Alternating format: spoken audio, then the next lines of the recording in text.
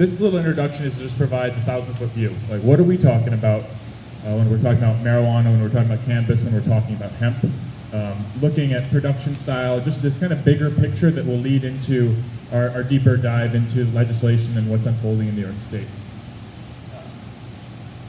So, there we go.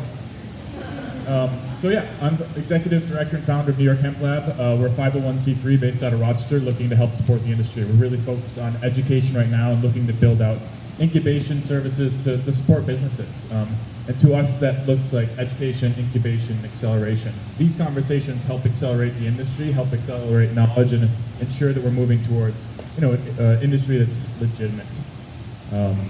So hemp or marijuana? That's the big question. It's all cannabis. That's one thing I really want to start with. We're talking about cannabis sativa. We're talking about the species of cannabis. There's discussion, is it indica, is it sativa, is it ruderalis, is it hemp, is it marijuana? It all comes down to this plant family.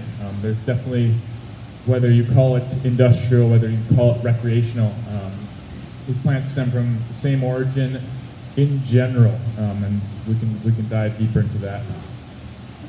But I want to look at cannabis as a spectrum versus saying, oh, marijuana's bad, industrial hemp's this, like they're separate things. It's really, we're talking about the same species, but there's different breeds. Like we've been breeding apples for taste, for brewing, etc. You can look at the cannabis plant in that same direction. So I say, let's lay it out as industrial hemp, CBD hemp, recreational cannabis, medical cannabis. Moving from left to right, we're looking at more regulation. So industrial hemp, let's consider that the grain crops. Hemp produces a seed that is 33% protein, 33% omega-3, fatty acids. It's basically a superfood, which is a pretty incredible thing. The fiber has incredible amount of uses. That's in the industrial section. Now there can be overlap between this. This isn't the, don't lock this into your mind, but this is a general description. We see CBD hemp, and this is something that Kaelan will be able to drop into deeper about what's really unfolding in New York right now. But basically, to be called hemp, it's got to have below 0.3% THC. Where did that number come from?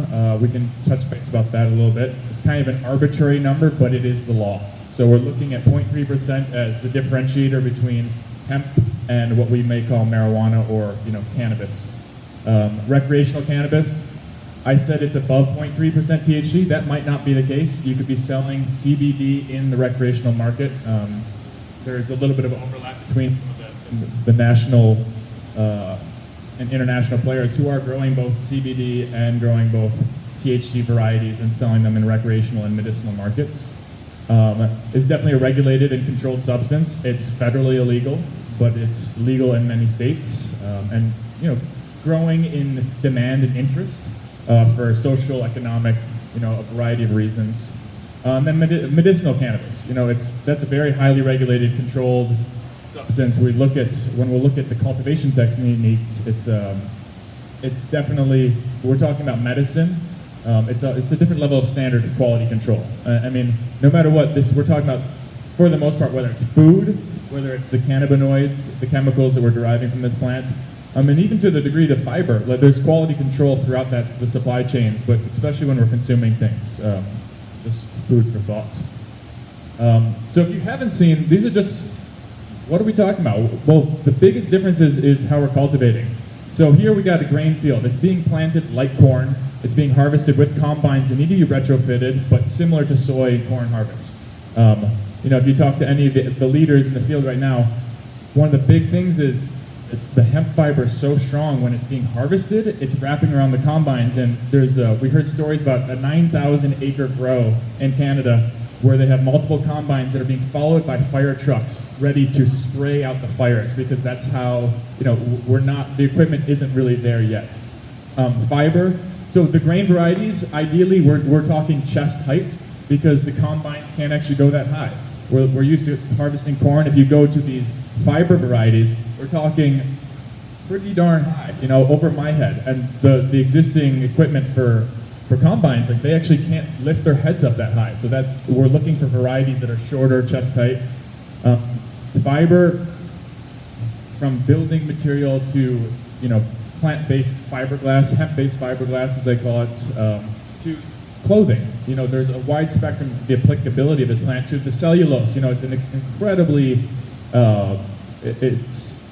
it holds so much potential, but it's kind of the farthest thing out in our grasp.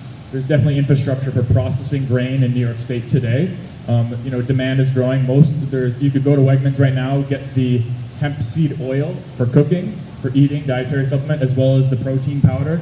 And all that's coming in from Canada. We know there's a market, the infrastructure is growing slower and steady, but really the boom is more in the CBD realm. And fiber, we're some time off before we're really making shirts again, let's say. We may never make shirts in the US with hemp fiber. We might outsource it. It's all dependent on production, labor, etc.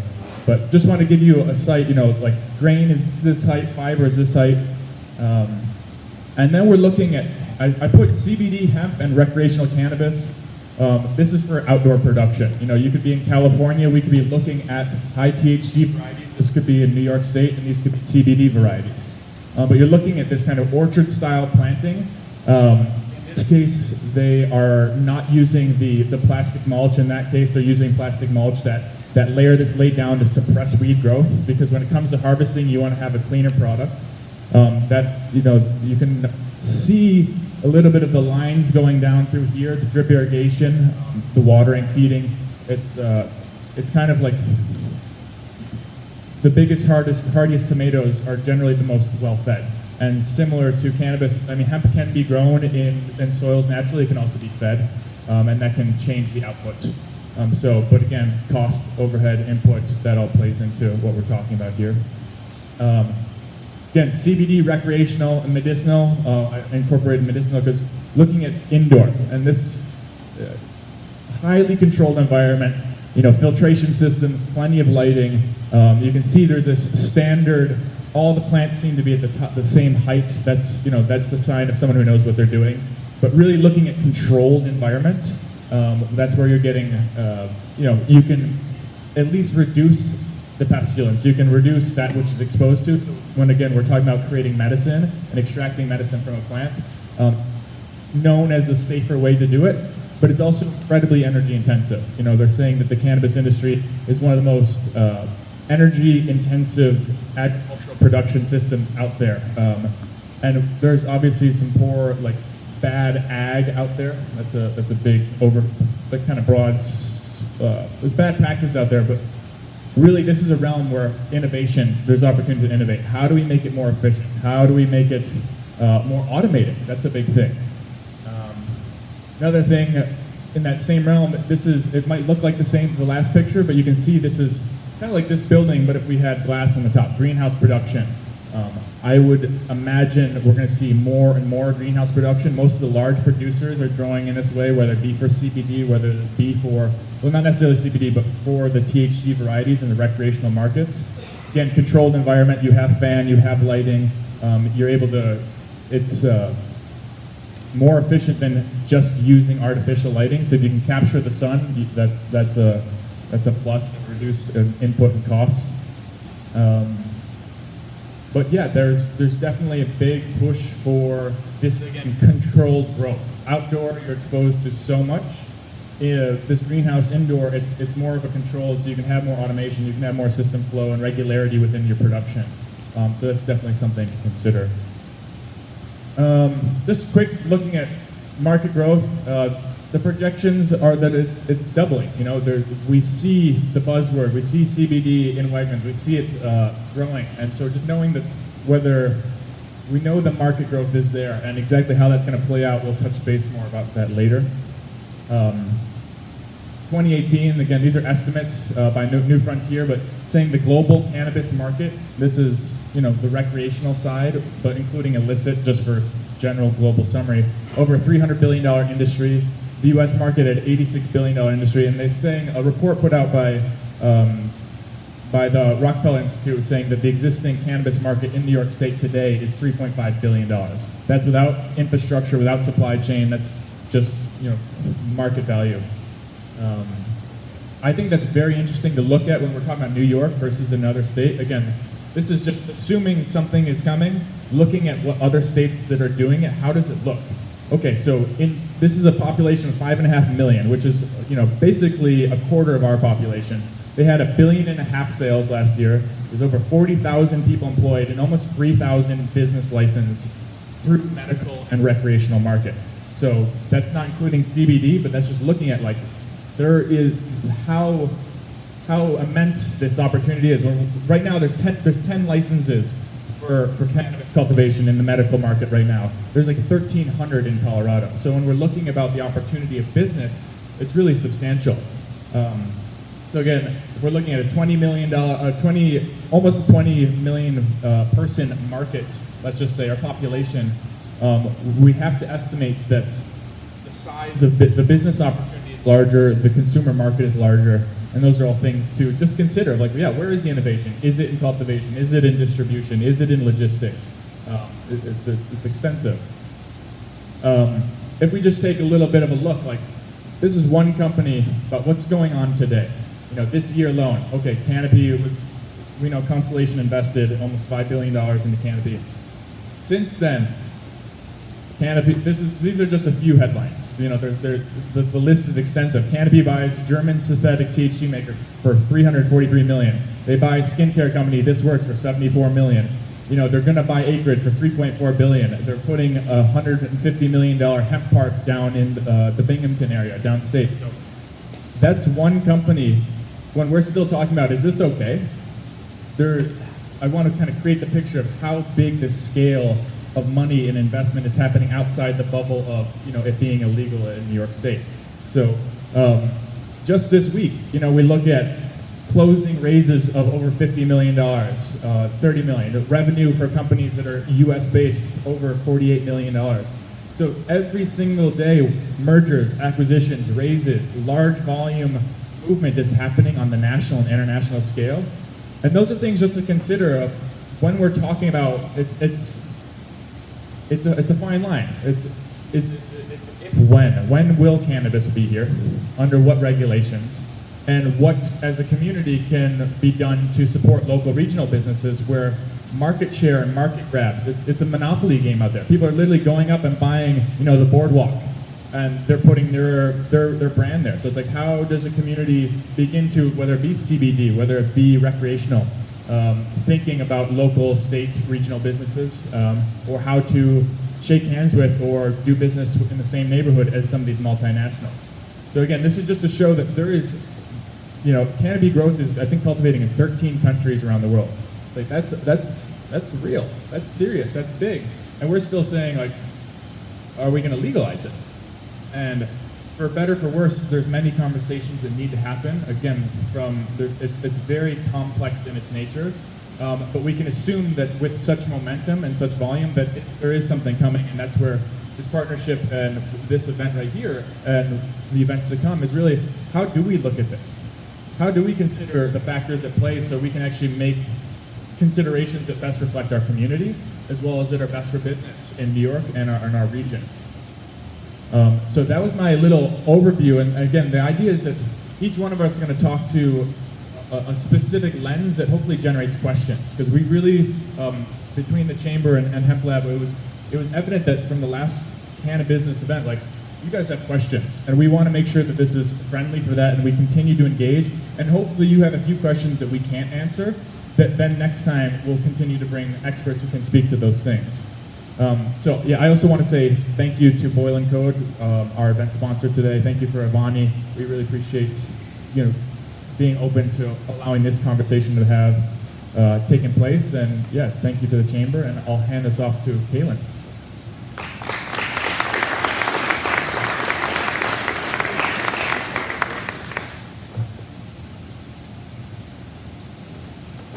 So my name is Kaelan Castetter. I'm the CEO of Castetter Sustainability Group. We're based out of Binghamton, New York.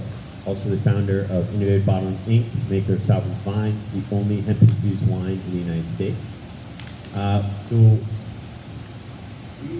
We do a lot of things. Our main focus right now, as we prepare for harvest, we're one of the largest producers of high CBD hemp in the state. We have 16 farms, 174 acres, 292,500 plants that we are now taking down and drying over the next 2 months. We also focus and specialize in regulatory analysis and compliance consulting. We work very closely with the governor's office, with the Assembly and State Senate and regulators in Department of Ag and Markets and Department of Health to help advise and build out this industry. Also co-founder of the New York Cannabis Growers and Processors Association, which we worked very hard this session, spent a lot more time than I wanted to in Albany. We did get the hemp extract bill passed. It's a landmark bill for the hemp industry nationwide. It's just sitting on the governor's desk waiting to be signed. I worked very hard on the MRTA. Unfortunately, I came up a little short. And I think this year we get back into session, back in the budget process, and expand on both those things. So what is hemp? So hemp, as Zach explained, it's all cannabis, right? And no one, no matter how well trained you are, is going to be able to look at a plant that we grow and decide whether it's marijuana or hemp without seeing the certificate of analysis on it, or understanding where it came from, or the genetics that it has, or sending it to a lab to be tested, right? But if it has less than 0.3% THC on a dry weight basis, then it is hemp. The argument now, the discussion that we're having now, as the USDA and the FDA rush to put out the regulations, is whether this also includes the acidic version of THC, so pre-decarboxylation.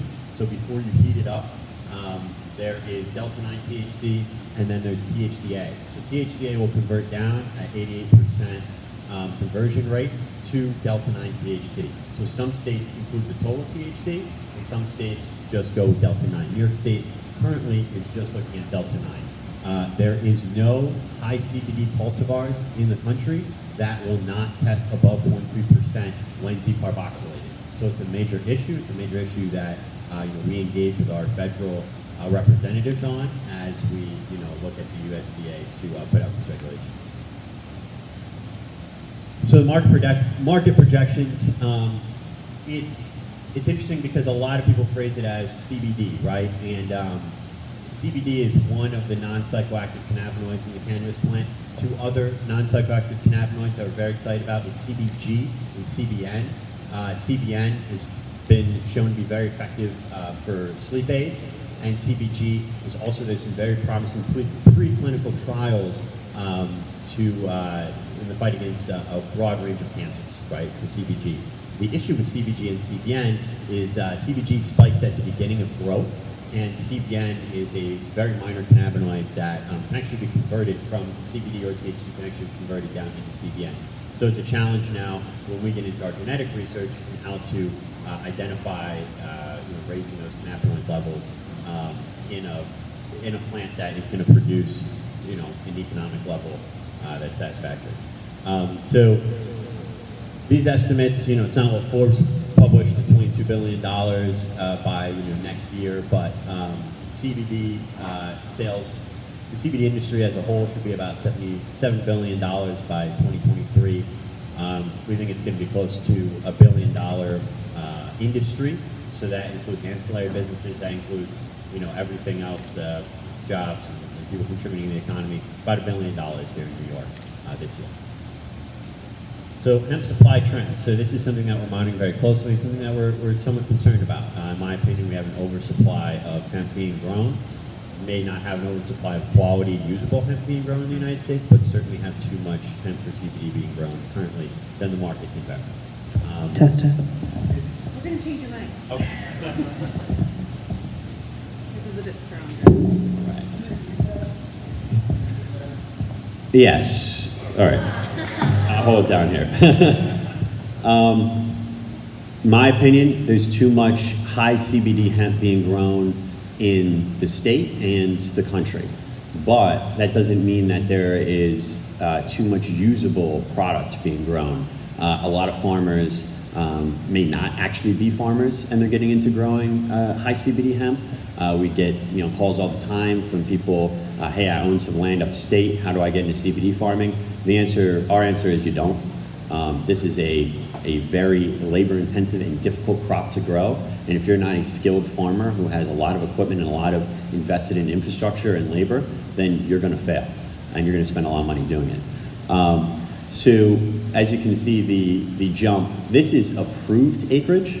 So it's very hard to understand. So we do a lot of application systems. We've got, I think, 34, I think we're up to 50 or 40 hemp growing applications that we've written that have been approved, right? Every single one, we are putting 4 or 5 times the amount of acreage to be approved that are actually going to be grown, because it allows us not to have to send an amendment if you go to grow more, right? So it's somewhat of a misleading number. 18,000 acres are not being grown of hemp in New York State. I think it's more about 4,000 or 5,000 acres, but it's yet to be seen when we have the harvest. So there's 430 New York State grower licenses issued, up from 62 when we first got into the program. With recent legislation, so New York, the regulatory climate in New York is one of the most friendly in the country. Certainly, Department of Ag and Markets has been trying to change that trend, in my opinion, this summer, and it has become a little more difficult to enter the industry, and some of the regulations that have been imposed on businesses are cumbersome and definitely don't allow for a wide range of diversity, and it definitely has shaken some investor confidence in New York State, as we have been looking at whether this hemp extract bill is going to be the framework, or Department of Ag and Markets, they would like to see the USDA put out their regs and follow USDA regulations. So this has been kind of a debate that's been going on over the summer. Will heat up as we go towards the end of the year, where this bill needs to either be signed or vetoed. And then obviously as we get into budgeting and into the next session, it's just going to continue to be a lively debate. So the operations in New York State, when you think of a hemp CBD company, you could be thinking of a processor, right? So someone who is extracting material. They could be manufacturing product. They can be distributing product. They could be selling product. You could even have people that are involved in multi-level marketing in CBD. So it's a very diverse and wide range of operations and positions in the industry. And on the farming side, you have anywhere from 2 acres to 100 acres being grown. This is definitely a crop that is not a large-scale agricultural crop, in my opinion, and we're looking at more 5, 10, 15, 20 acres, similar to how grapes are grown. So to follow kind of the legality, the trend of hemp in the United States, in 2014, Senator Wyden was able to get the Agricultural Act of 2014 amended or added to include language that allows for pilot programs. So these pilot programs, they're focused on research. This includes marketing, growing, processing, etc., into the viability of hemp being grown. The intention of this was not for the hemp that we grow right now, but mostly for hemp fiber for clothing and hemp for grain. The grain market in Canada has been strong since about 2003. We've had cultivation of grain in Canada, so it was kind of the idea was to, okay, let's figure out where it can grow, what the best practices are. We'll engage the state agriculture departments. We'll engage some of our land grant universities throughout the country and see what's going on. In about 2015, 2016, CBD really started to take off, and people started to modify genetics from cannabis in order to get below that 0.3% Delta9 THC level. Now you have hemp that is completely different from what you would have considered hemp in 2014 or 2013. The New York State, because of the efforts of Assemblywoman Donna Lupardo and Governor Cuomo, we opened the program to a very small amount of licensees, like Binghamton University, Cornell, just a few universities that worked with partners on growing and researching this product. And in 2016 or 2017, they expanded the program and allowed for commercial businesses to get licenses. And I believe there's only 10 licenses awarded in that year. 2018, there was 60 licenses awarded altogether. That's when our last year was our first year growing hemp across 6 farms. And then this year they completely opened the program up, and now we have a program that is massive. There's a lot of business, and it's overwhelmed the regulatory agency, Department of Ag and Markets, specifically the plant industry division that is tasked to regulate and handle it, with little to no experience with cannabis, and still having to do the other jobs, including fighting back invasive species and pests, and also scoring a lot of different grants. So That's where we came this session with the New York Cannabis Growers and Processors Association, where we were able to draft a bill called the Hemp Extract Bill, that's A7680A. Initially, the strategy was to drop that into the Cannabis Regulation and Tax Act, which was in the budget process. That failed last minute. Then we were looking at the Marijuana Regulation and Tax Act, which was a different bill. It was introduced by someone, People-Stokes and Liz Kruger in the state Senate. That was a completely different bill than the CRTA. So what happened is for about 2 months, the second floor, the governor's office worked with the legislator to kind of fuse those bills together. We were able to get our bill dropped in. They said, hey, we love hemp, whatever, just drop it in.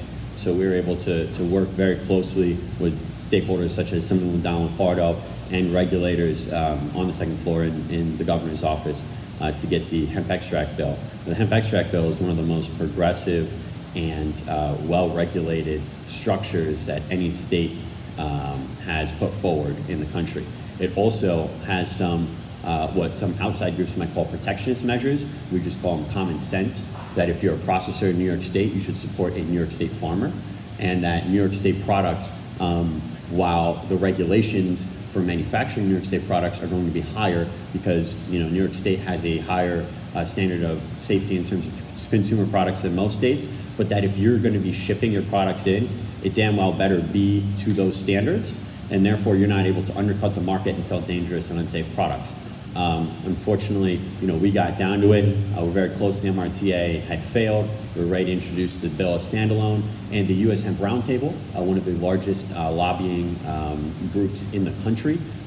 Every large hemp CBD company is on their board, decided to peddle absolute fiction about the bill and try to tank it at the end. We were very effective in countering that narrative and breaking down their mistruths about what the bill would do. It will not stop any products from coming in unless they're unsafe or mislabeled. Another very important part of that is you have to state where that product was grown, which I think is pretty common sense. So right now we're waiting, this is sitting on the governor's desk. I don't believe he necessarily himself has reviewed it yet. We're going through and working through this process that's unique to New York called chapter amendments, where a bill can actually be amended after being passed. It was passed in the Senate unanimously at, I think it was like 11:30 p.m. the day before session ended, right? So I think the gavel hit in the Senate about an hour after it passed, and then it passed the Assembly with only 4 no votes at, I think it was 6:25 or something like that, 6:30 a.m., and the gavel closed for the session at 7 a.m. So really hats off to Donald Pardo for pushing that through, and also her counterpart in the Senate, Metzger. But so that went through. We're waiting for it to be signed. We believe it's going to be signed. It's just a matter of what changes we need to make, and also the fiscal note that came with it. So I just spoke about that. So I'll speak a little bit about the challenges of growing hemp. All these pictures that we have on here, they're all our farms, no stock images. So it's very difficult because you do have to maintain organic practices. We're very dedicated to sustainability of our crop in the fields that we're growing on, some beautiful locations we're growing. We're not trying to introduce pesticides or we're trying to mitigate runoff, fertilizer runoff, and erosion. But the genetics are very important. There's not much stable genetics out there. We have a genetic breeding program specifically to address that. Pest pressure, weed pressure, rot and mold, these things you can't spray, and forget about it. You have to constantly keep up on it. Finding a processor in a market, if you're going to grow hemp, you better know where you're going to sell it. And then field preparation, which is key. So this is Cornell. They came out with some issues in terms of molds and other pressures. Powdery mildew can reach economic levels and absolutely destroy the crop. Pythium wilt is another problem. Septoria is, you see it across all different types of plants. That's not really an economic pressure. So preparation maintenance, this is one of our fields in Washington County. As you can see, we have to keep the weeds down. It's a very difficult process. These, if you look over to the side, those are blueberry bushes. So this farmer is already understanding of how to grow things organically to keep the pest pressures down, to keep the weed pressures down with organic methods. So, you really have to be prepared to, and this is only 2 acres, right? And this is a full-time job. And so it's a very difficult crop to grow, but it fits in very nicely with New York agriculture in terms of specialty crops and specialty value-add products, and connecting it to the great market that we have in New York City and upstate New York markets. So, thanks, guys.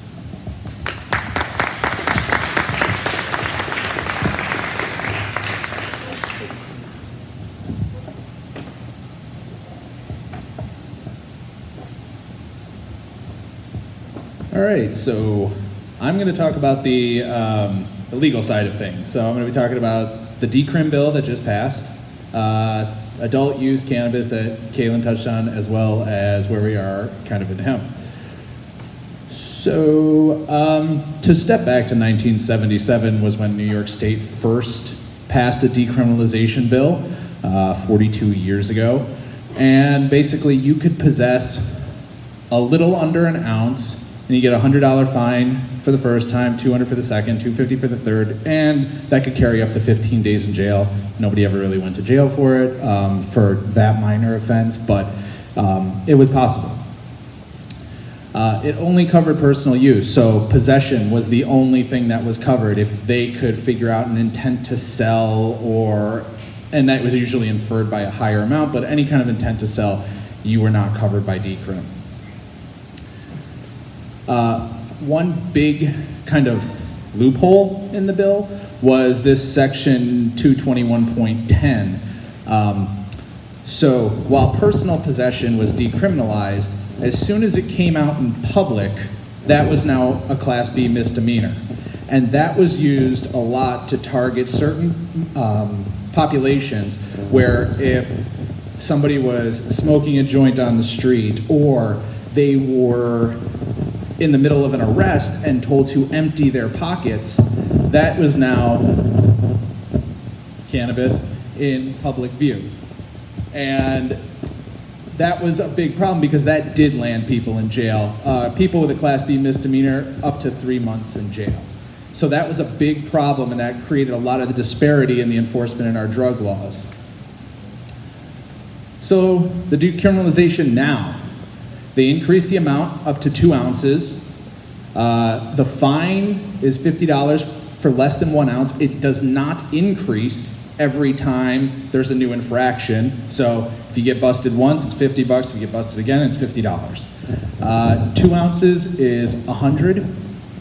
And they eliminated the section 221.10 loophole by bringing that back down to just unlawful possession. It's not a Class B misdemeanor. One of the biggest effects of the decrim bill was that it's vacated and dismissed cannabis convictions that are just based on the unlawful possession. There can't be any type of violent crime associated with it. But if you fit into that category, in fact, I think it was starting today, today or yesterday, all of you can start to get them dismissed or vacated. We don't actually have expungement in New York. That's not a thing that exists under our laws, but the next best thing is this vacate and dismiss.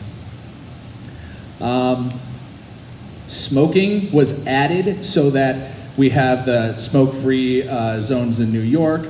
Cannabis smoking was added to that so that you fall under that bracket, and larger amounts are still subject to criminal prosecution. So it's not by any means recreationally legal.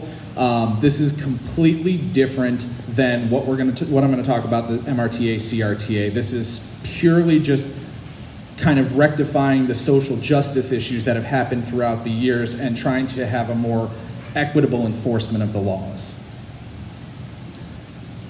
Adult use. So as Kaelan said earlier, we had the CRTA and the MRTA. The CRTA had been hanging out there since about 2015, but it really hadn't got any attention until 2017, 2018. And then the CRTA, the governor's office introduced at the beginning of 2019. So the similarities. They had roughly these 5 licenses: cultivation, processing, distribution, retail. The MRTA provided for an actual micro business license. The CRTA said it's possible. A micro business license would be all of those licenses combined into one, but on a smaller scale. So the idea under the MRTA was to cap it at like a 10,000 square foot grow. Both bills, other than the micro business, would not allow for vertical integration. So if you wanted a cultivation and or processing and or distribution, you are forbidden from from having a retail license, and that's any type of interest, direct or indirect. So there's no backroom deals or anything like that, side agreements, anything like that. If the state would find out, they can revoke the license. Taxation. So this actually changed a little bit, but by the end of the legislative session this year, the tax section of the MRTA was updated to match the tax section of the CRTA. And I realize that it's 8:30 in the morning, but I'm going to get into taxes because I'm a tax lawyer and I have a captive audience. So, so the taxes: $25 cents per gram of trim, $1 per gram of flour, 18% excise, and 4% local tax. If that sounds like a lot, it's because it is. And I know you probably can't read this, but I'm just going to reference it. So what I did is, when I started getting involved with the legislature, I come to find out that nobody had actually done a tax analysis on what the effects of the tax rates would be in the market. They determined how much the tax revenue would generate for the state, which is great, but they didn't do this side of it. And I just want to take it aside for a second. And when they initially came out, they said it would generate about $1 billion for the state in revenue. And I heard one report say, well, it's only $1 billion. Only $1 billion. Just to give the magnitude of that, 1 million seconds is about 11 days. 1 billion seconds is 32 years. That's the magnitude that we're talking about. So everybody throws around $1 billion but doesn't really understand how big that number is. It's a big number. So if we look at Colorado, Colorado has two taxes, a 15% excise and a 15% retail, totals a 30% tax. Right now, their averages are about 3%, the legal market is about 3% above the average illicit market price. And what we found is that does not drive people to the illicit market. Their legal market is thriving. Now we jump over to California. They were just legalized 2018. We see that they have the same kind of tax structure that we have, where it's not just a flat tax, but it's this weight-based tax, but they're about a third lower. They are at 10 cents per gram of trim, 33 cents per gram of flour, and then a 15% excise and a 10% sales tax. The effective tax rate's about 40%. They are 11% above the illicit market. What we have found out is there is a pretty big price sensitivity, that 11% is enough to push people to the illicit market. So you can see you have about a 10% window at most. Now let's jump to New York. New York, with its taxes, when I calculated these out, came out to a 66% excise tax rate. That's a little high. That puts us at 32% above the illicit market. There is literally no doubt that people who are residents of New York, who are inclined to smoke, who maybe already do consume, and we know it's about 10% of the population, and we also know after legalization, the numbers don't jump. It's not like we went from 10% to 50%. They maybe go up a couple of percent. So what I'm trying to say there is the people who are inclined to continue already have those connections in New York.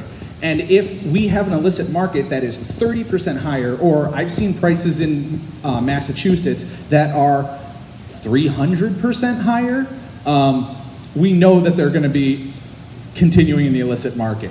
So the tax structure is something that's very important that I have been trying to work with the governor's office on and the legislature on to get them to understand that we need a reasonable tax structure. I was in a panel earlier with somebody from the governor's office, and he said, oh, we can lower the taxes. We can always lower the taxes in New York, because that's a thing that happens here, if you weren't aware.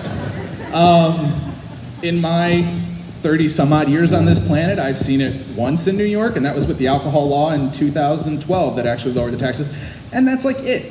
So I say the other side. We can always raise taxes, because nobody's saying, the governor's office and the legislature is never saying no to more money. So we can always do that, but it's safer to start lower and let that market thrive and then start doing, and that's what we've actually seen in Colorado. Colorado in 2017 raised their taxes about 2%, had no negative effect on their market, still continued a growth rate that was increasing. And so here's a brief comparison of the differences between the MRTA and the CRTA. Now these are subtle but important differences. So we see that on the MRTA, there was going to be a 3-member bureau of marijuana policy appointed by the governor and confirmed by the Senate. Under the CRTA, it was the executive director appointed by the governor, and the executive director could appoint a board, but didn't have to.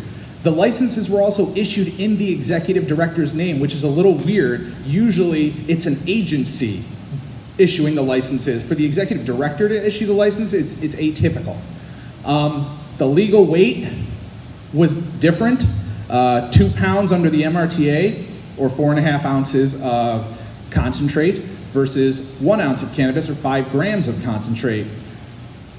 Cultivation, 6 plants. This is home cultivation, so anybody can do this. 6 plants under the MRTA. CRTA was 4 plants, and you had to be a certified medical patient. So it was only for medicinal use if you could grow at home. Penalty for public consumption, violation, and a fine. Violation, a $50 fine, pretty much the same thing. A big difference is the RO, which is the registered organizations, which are the medical companies, the participation in the adult use market. At first it started out with a hard division of, under the MRTA, they would not be allowed to participate in rec. That kind of evolved so that they could basically participate at the same level as any other business, meaning on the rec side, they could do wholesale or cultivation or retail. They couldn't do both. Under the CRTA, they wanted a competitive bid license that would generate money for what they had said was the community reinvestment portions of it, which would allow the medical organizations to do everything on both the medical and the recreational side. They would have a substantial head start among private businesses, or new entrants into the markets. The opt-out provision, which is one of the biggest reasons, or biggest fights in Albany this past legislative session, the MRTA wanted to mirror the alcohol law, basically giving cities and towns the ability to opt out at any level. The CRTA wanted to, I guess, simplify it, but it comes with its own complexities of counties or cities with populations of over 100,000 could opt out. There was a lot of pushback from the Association of Mayors and things like that who wanted that local control, whether their larger municipality opted out or stayed in, their constituents maybe wanted something else. The governor's office said that that would create a patchwork that would be unworkable. It's what the current alcohol law allows. So it's already in existence, we know it works. I'm just gonna talk really quickly about the legal side of this for a quick second. As Kaelan said, on the hemp side, we have an issue right now that we're trying to get clarity on, is this 0.3% Delta9. If you go to a legal state and you buy a container of flower that will get you high, you will see that the Delta9 concentration is not that much over 0.3. I had a friend take a picture of it for me. The Delta9 was at 0.4%, which is, some of the people in ag and markets are actually letting 0.4% slide as legal. The THCA content, though, was like 23.5%. So if you look at the strict language of the Farm Bill, I can make the argument that they legalized cannabis across the United States. Clearly that can't be the result, or else I think we probably would have heard a little bit about that. But that's what the law actually says. Jason? Yes. I just had a flashback to geometry with Delta9, and it's stressing me out. Can you say what that is? And can you talk about what THCA is? Yes. So Delta9 is the decarboxylated version of THCA. So when you heat it up to, I forget the exact temperature, so THC is the naturally occurring cannabinoid in the plant. It's the naturally occurring form of THC. THC is the molecule that gets you high. When you convert, so if you ingested THCA, it's not gonna get you high. The only way it gets you high is if you decarboxylate, you heat it up so that acid group breaks off and then it becomes Delta9 THC. Delta9 is the thing that binds to your CB1 and CB2 receptors in your brain, and that gets you high. So that is Delta9, and that's why that distinction is important right now, is that there's an unknown, and we've actually gotten conflicting things from inspectors in ag and markets. Some are telling farmers it's 0.3 Delta9. Some are telling them it's 0.3 total THC. And so the farmers are kind of left paralyzed, which then also has implications in banking, because under federal law, if you're above 0.3, the government technically has the right to torch your crop. So you're talking about 0.1% difference, meaning a legal crop and an illegal crop. Good luck trying to get bank financing on that. That is going to be very difficult. So that is one of the issues that we need to clear up going forward, is what did they actually mean by that? Is it the Delta9 or is it total THC? The other question too is, we have both state and federal confusion on the whole CBD thing. So CBD, which is in an FDA-approved pharmaceutical drug, cannot legally be sold under the Federal Food, Drug, and Cosmetic Act without FDA approval. But FDA hasn't come out and explicitly said it's illegal. What they're saying is, well, it's kind of based on what we think and we'll let you know. And again, that is another uncertainty that is happening, and that's hard for farmers to deal with, hard for banks to deal with, is when you have all this uncertainty. And then on top of that, you have ag and markets saying, now there is actually, and I guarantee nobody is abiding by this in New York State, but if you go right on Ag and Markets website, they say CBD cannot be sold in food or beverages unless it has FDA approval. I don't think any of the businesses got that memo, because it is illegal in New York. Now, are they enforcing it? Haven't heard of a single enforcement action, but technically illegal. Even the FDA has said that they don't think that this is legal. They also said, and this is where you have another issue, is the FDA has said CBD is not a dietary supplement, falls outside the definition. New York is saying CBD can be sold as a dietary supplement. And so we come up with this weird issue of, well, what happens if you sell CBD in a beverage or a food and call it a dietary supplement? Which one takes priority? We don't know, and I don't really know that the Department of Ag and Markets knows either right now. So that's all issues that we're trying to work through and get clarity, because the result could be somebody thought they were doing something legal, the best guidance that they could get was something that it was legal, and it turns out to be illegal. So we want to avoid that. We need clarity on the laws. Kaelan already talked about the laws, so we're running a little short on time, so that's all I'm going to say.